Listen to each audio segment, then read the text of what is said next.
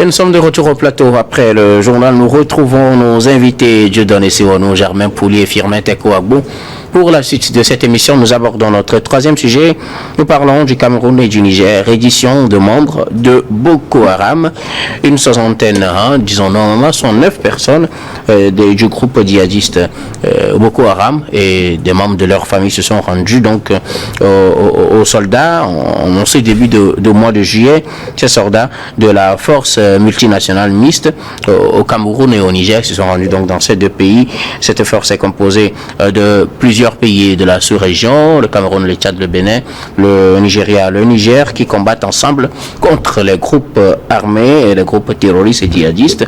69 au total se sont rendus. Il s'agit de 14 hommes, 23 femmes et 32 enfants qui se sont rendus selon le lieutenant-colonel Aboubakar Abdoulaye, porte-parole de l'information militaire de cette force mixte-là. Et donc, ils se sont rendus après des opérations menées par cette force mixte dans ces deux pays, Niger et Cameroun. Je commence par vous, Dieudonné Sirono. Une bonne nouvelle, on dirait, que des djihadistes fassent reddition en se présentant, disons, à cette force mixte et en abandonnant peut-être leur ancienne position. Oui, bien évidemment. Je rappelle que cette manière ou alors ce revirement de la part de ces meurtriers ou alors de ces sanguinaires est intervenu alors que la deuxième phase de l'opération Laki se poursuivait entre ces deux pays-là. Et je me dis, aujourd'hui, c'est là qu'il faut comprendre que les gens sont dans cette logique, pas avec une grande conviction ou alors défendant une cause aussi raisonnable et rationnelle. À un moment donné, ils se perdent sur ce pourquoi d'ailleurs ils versent le sang. Ils se perdent sur ce pourquoi d'ailleurs ils tuent leurs proches, ils tuent leurs frères et sans atteindre véritablement l'objectif. Donc, pourquoi ne pas changer, pourquoi ne pas se repentir, pourquoi ne pas se rendre pour finir avec leur ancienne posture qui était de tuer et de verser le sang. Donc c'est une très bonne nouvelle. Je ne trouve pas que ce soit par la force de cette opération, mais aussi par une reprise de conscience des êtres humains qui ont été utilisés pendant longtemps comme des instruments de destruction. Et un peu la raison humaine a commencé par prendre le dessus. Donc il y a lieu quand même de reprendre sa position humaine en abandonnant cette posture sanguinaire. C'est ce qui s'est passé ces derniers temps.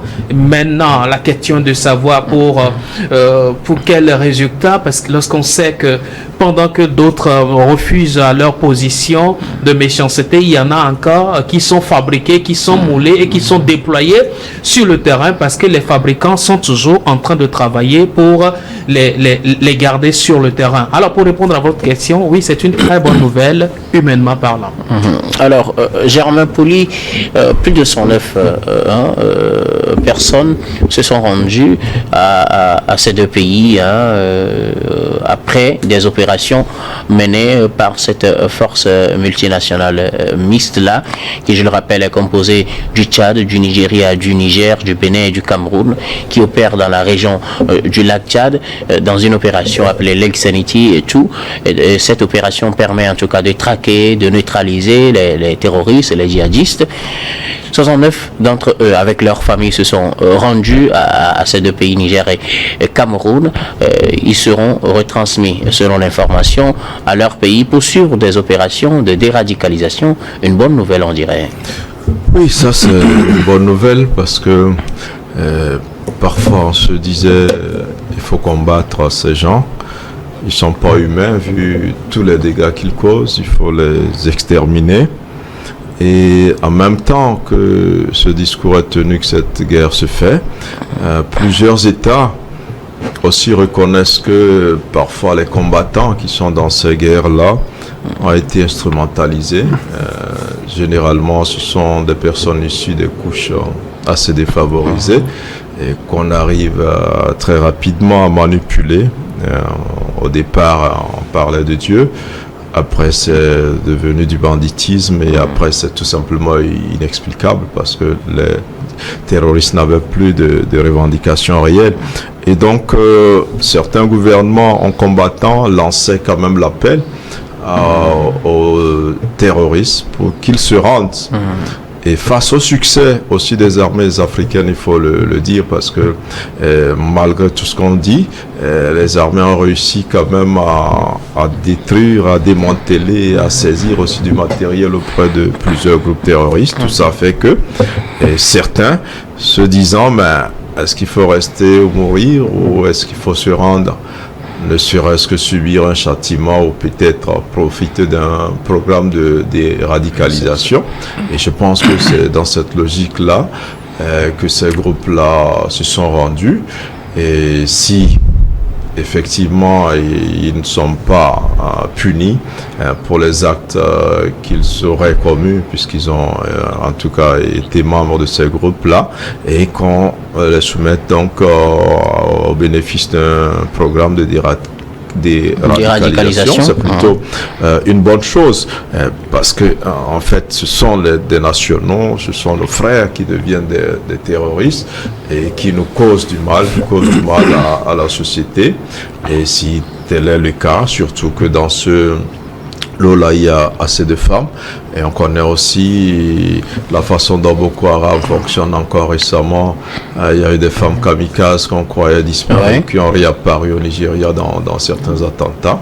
Et donc, quand les femmes, des enfants, et en plus de leurs parents, en tout cas les adultes, se rendent, et c'est normal de considérer cela, et espérons que plusieurs fassent comme cela, parce que quoi qu'il en soit, même après des guerres avec des rébellions, on en a vu dans plusieurs pays, il arrive que ces personnes-là soient réinsérées, parfois même dans les armées qui sont réunies. Et donc, on ne peut que saluer cette tradition-là de ces djihadistes-là et espérer qu'à défaut donc de les éradiquer, que la lutte qui est menée, en tout cas, puisse pousser certains des membres là à se rendre et peut-être réussir à réintégrer la société de laquelle ils étaient sortis, et manipulés, ils étaient engagés dans des causes injustifiables, inqualifiables, qui ont causé assez de tort donc à nos pays.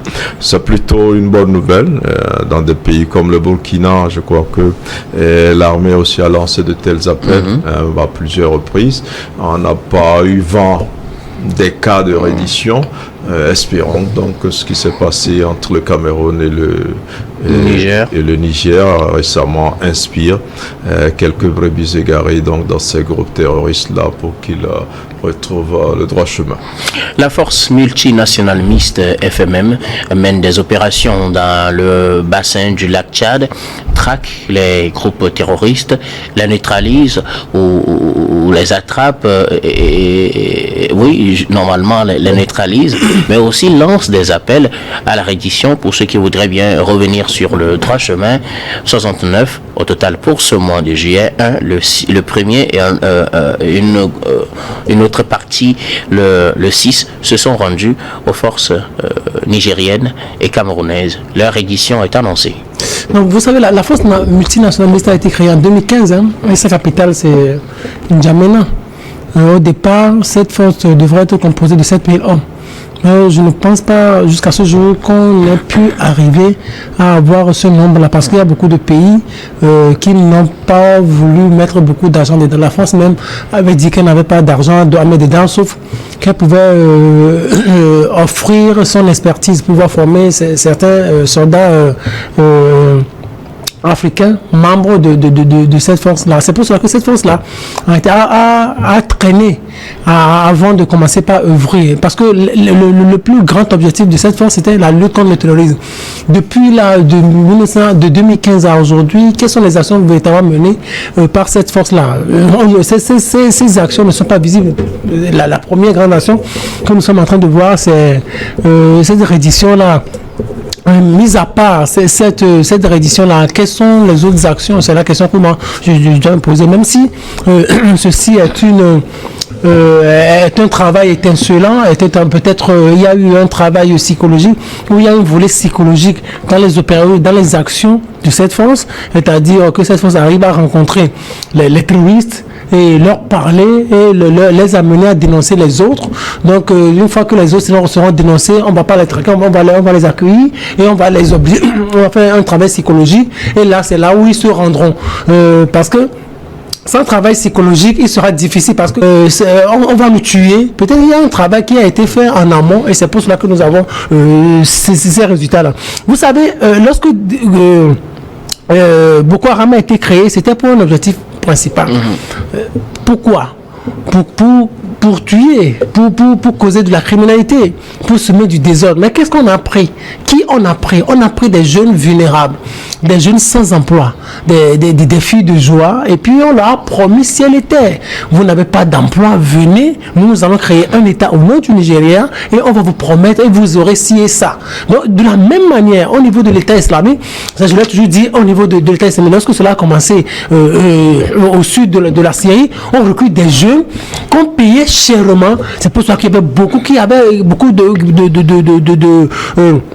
d'actions de recrutement avaient été menées en 2013, 2014, 2015 en France, et beaucoup de jeunes Français avaient intégré l'État islamique parce que on payait cher, on payait bien en quelque sorte. Vous travaillez dans l'organisation État islamique, vous pouvez avoir 2000 à 3000 euros par mois. Donc des jeunes chômeurs qui étaient en France, mais se disaient, mais ils postulaient juste sur Internet et puis ils étaient recrutés. Et c'est la plupart de ceux-là qui ont eu à perpétrer l'attaque, les actes terroristes que nous avons connus en France début et fin 2015 en France. Alors aujourd'hui, le monde est en train d'évoluer. Il y a assez de demandes, mais peu d'offres.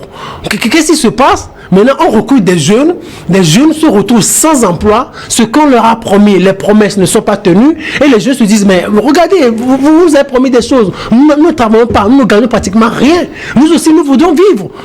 Nous voudrons vivre. Alors c'est pour cela que c'est comme ça, ça commence. Les gens se disent, mais ce que vous nous avez promis, mais on ne voit pas ça. Alors, du jour au lendemain, vous voyez, vous ne travaillez pas, et vous voyez que, bon, on vous demande d'aller commettre cette criminalité-là, d'aller commettre ces attaques-là, et mais c'est là, vous voyez vos amis le faire, partir, et la plupart qui meurent. Mais qu'est-ce que vous allez faire? La meilleure des choses, lorsque vous trouvez une brèche, alors vous vous rendez. C'est ce qui s'est passé au Cameroun. Ce qui s'est passé, c'est de ça que nous débattons, parce qu'il y a beaucoup de gens qui se rendent compte qu'en réalité, ceux-là qui nous ont pris, ils nous ont formaté notre psychologie, mais on ne se retrouvait plus aujourd'hui, on peut se retrouver, et ils nous ont trompés. Alors la meilleure des choses, c'est de se rendre. Là, c'est une bonne nouvelle. Non, il faut qu'il y ait un travail psychologique qui se poursuive. Et autant on fera ce travail psychologique, autant on amènera plusieurs jeunes, plusieurs recrues qui sont oisifs dans ces organisations-là. On les ramènera dans nos communautés, et là, ils vont jouer le rôle de dénonciateurs. Ils vont dénoncer. Mais aussi, il faut préciser ceci. Ceux-là, il faut les protéger suffisamment. Il faut les protéger. Si on ne les protège pas, mais le patron vont vouloir les décimer. Parce qu'ils constituent une menace, un danger pour l'organisation. Il ne faut pas oublier ça. Oui, justement, la déradicalisation dont on parle, c'est l'étape suivante, quand ces gens-là font leur édition. On parle d'une opération de déradicalisation avant de les retourner à leur pays.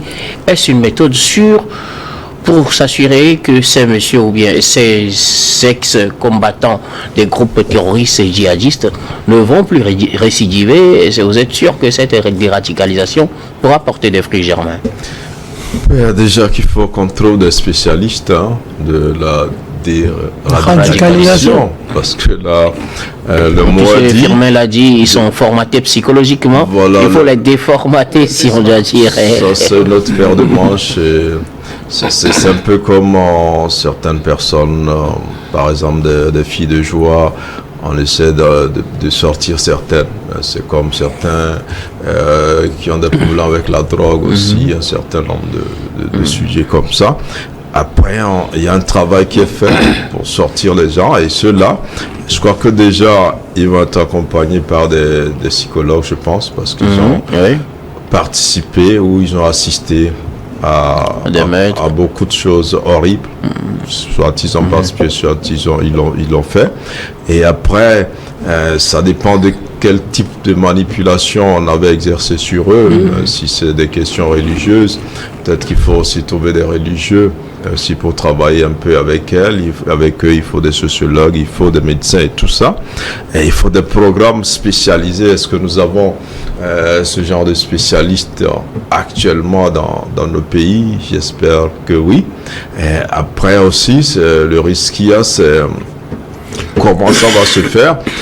C'est vrai que les États ont décidé, mais est-ce que les communautés acceptent facilement ces gens-là qui reviennent après avoir été au front? Et parce que l'objectif après, c'est qu'ils retrouvent leur place dans la société. Donc tout cela est assez compliqué. C'est un peu comme parfois certains qui font la prison et après il faut travailler pour leur réinsertion donc dans la société. Je crois que par moment nos États, surtout en Afrique, nous n'avons pas des structures qu'il faut avec un personnel assez qualifié pour ce genre de travail.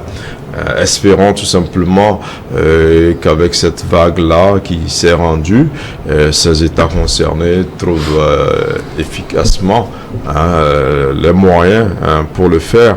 Et donc ça reste un autre défi.